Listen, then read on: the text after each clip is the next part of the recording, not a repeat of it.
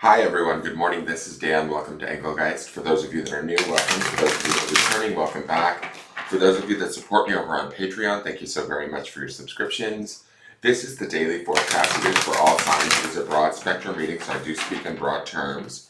You need to figure out if and where it fits, if at all. It is originally created for Wednesday, the 19th of April, but it's not solely set for that date. If you're seeing it on a different date, but it makes sense to your situation currently, by all means utilize the reading. I do believe readings can be timeless and find us when we need them rather than when they were originally created for. For those of you that this reading doesn't resonate with, that's okay. It doesn't mean anything's broken or wrong. It just might mean that you're working on something different at this time. Also, if you're new, please check out the drop-down menu underneath any of my daily videos. In there is some general housekeeping rules, things I want you to think about when utilizing the channel, what decks I'm using currently in the reading, how to contact me via social media to follow me or to reach out to me for a private reading. You can do so by contacting me via my Instagram or my Facebook business page. Know that I won't try and sell you a reading or initiate the sale of a reading, so if anybody reaches out to saying me, it's not. And then also simple ways to support the channel. You can do so by hitting that thumbs up button, subscribing to the channel, and hitting the notification bell. I do put out daily content, so it will notify you when a new video goes up every morning. Sharing the video out, leaving a question or comment, all of those things greatly help, and especially like hitting that thumbs up button does help too. So let's get into this. I will be referring back to the Sunday underpinning reading, which is in populates in the lower left-hand corner at the end of this reading. And it's just another layer of energy that's kind of underpinning the cards that we're seeing today. So let's look at the card for the day, and it is the Star. I'm so glad we get to see her before we end out the month with this deck. This is a beautiful Star card. The Star card is probably my most favorite card of the deck. It is associated with Aquarian energy. It is Major Arcana. But it's probably one of the more quieter cards of the Major Arcana, the more peaceful cards. It represents kind of a feeling of peace, calm, healing, nurturing, self-healing. You know, Aquarian energy is attached to the greater collective. So oftentimes when I feel the energy of the Star card, it's like this feeling of being all's right in the world again. It's the card that comes after the Tower, the disruption of the Tower. It's sort of like that settling in after the disarray that the Tower creates. The Star, to me, is a more quiet energy, right? An energy that brings us peace, that brings us clarity, that brings us a calm or a centeredness where we can stop, take care of ourselves, reflect upon whatever we've been through, and understand that for whatever it was worth something. It's brought us to this place of, you know, self-awareness, knowing, just peace and connectivity within ourselves, where we know that, like, our own truth of a situation, or our own, we're at peace with whatever the situation was, or however the situation played out, and we understand that there's a way to move forward, a truth within ourselves that deserves to be, like, sort of nurtured, cared for, healed. And that truth or that wisdom that comes with the Star serves the greater purpose, right? It serves the greater whole. Not only does it serve and heal ourselves, but it also offers a semblance of healing and connectivity to the greater world around us through our you know, our environment, our situations, all of that. It connects us in a very peaceful, calm, centered, quiet way, right? It is listening to the more subtle voice that is within too. So we're not necessarily trying to prove ourselves or you know,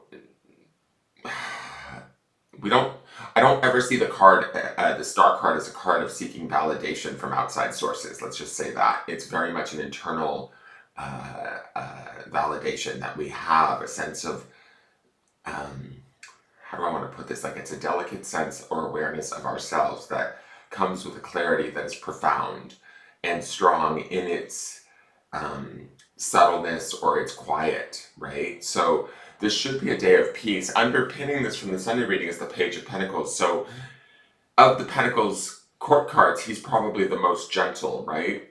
He's the learner of the deck. He's the youthful aspect of the Pentacles court cards, where he's willing to learn and embrace whatever's going on around him, and then begin to create in his 3D world in a it may be slow, step by step sort of way, but with this star and the Page of Pentacles working together, we are creating a more peaceful, aligned sense of what it is we need, want, whatever it is that brings us that sense of well-being, right? That healing, and moves us forward in our own personal truth, right? This giant moon behind her is like our own intuition kind of really speaking to us today. And that intuition leads us in ways where we can find harmony and peace and healing, especially for ourselves, as we move through today, okay? And begin to take those first steps towards maybe something new through the Page of Pentacles. He supports the star actually quite nicely with a little bit of optimism and opportunity. This is not a day of being, impulsive or making swift, rash decisions. This is really a day of kind of, I don't know if contemplation is the right word, but there is a contemplative nature to the star. There is like a pause that comes with the star that we want to honor and give to ourselves before we begin to make steps or choices towards what's next. So embrace this, have this conversation with yourself, with your spirit, with your guides, however it is that is coming in for you, and let it be your guide, right? Let it lead you to more peace, harmony, a stronger sense of self-awareness that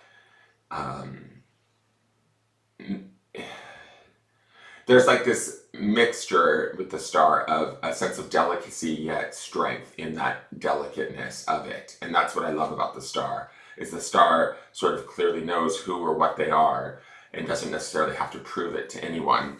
Let's go to the Rose Oracle. We have the Thorn. Protection, boundaries, clear communication. So with the clarity of the star, also because the star is so quiet and profound, and then the thorn here, representing clear communication and protection, this could be a day of self-nurturing, going inward, building our own sort of sanctuary, whether that be in our mind, our heart, our world. I do get this sense that it's worth having, it's worth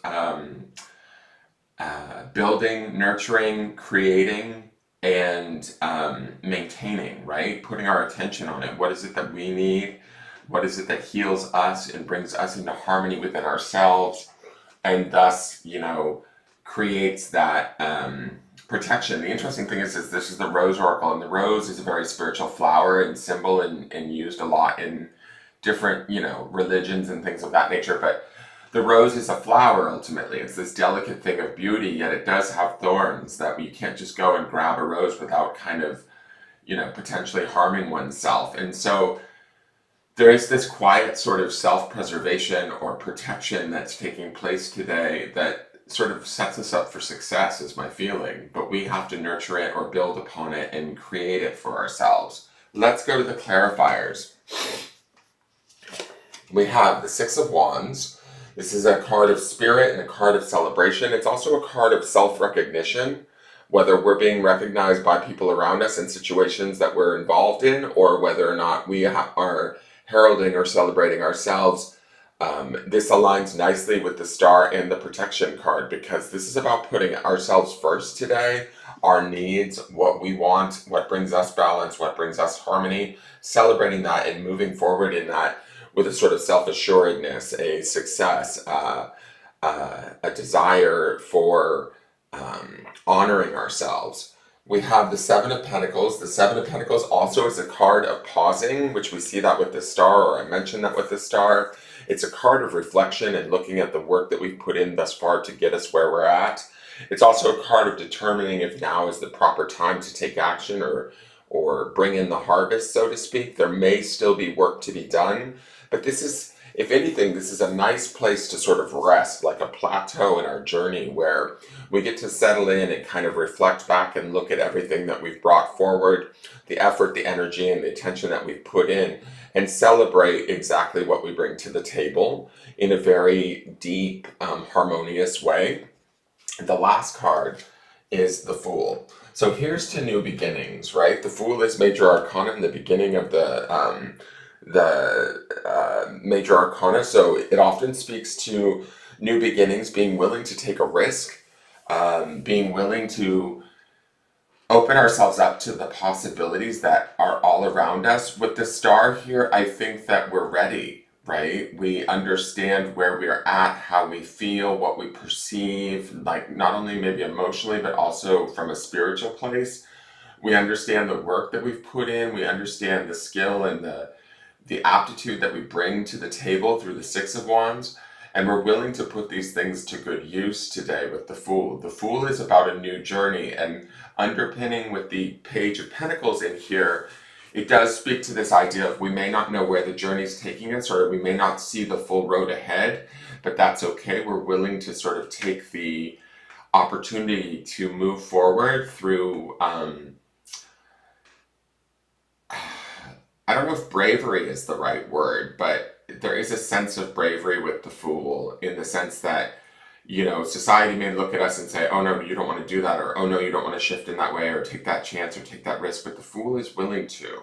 The Fool is willing to trust sort of his instincts and embrace the adventure of what's to come.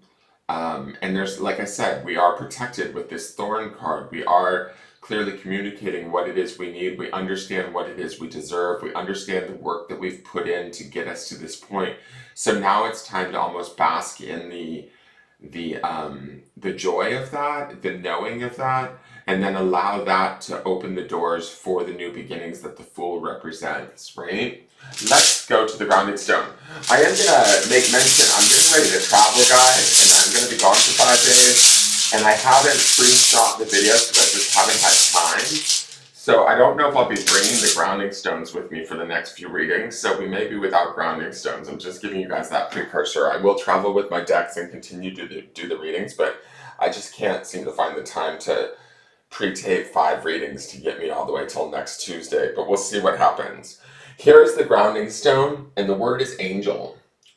An angel pairs nicely with the star to me, right? This is about, I think, grounding in our own inner angelic self, our own connection to spirit, our own connection to the greater, grander collective. The harmony that the angel would represent also pairs very nicely to the star, calling upon our own spirit guides or our own higher self, our own angels today, to bring about this sort of tranquility is a really good word for what I'm seeing here before the journey begins again, because the journey does begin again, especially with the Fool there, but also that Six of Wands shows him on a horse moving forward in celebration or in acknowledgement or recognition.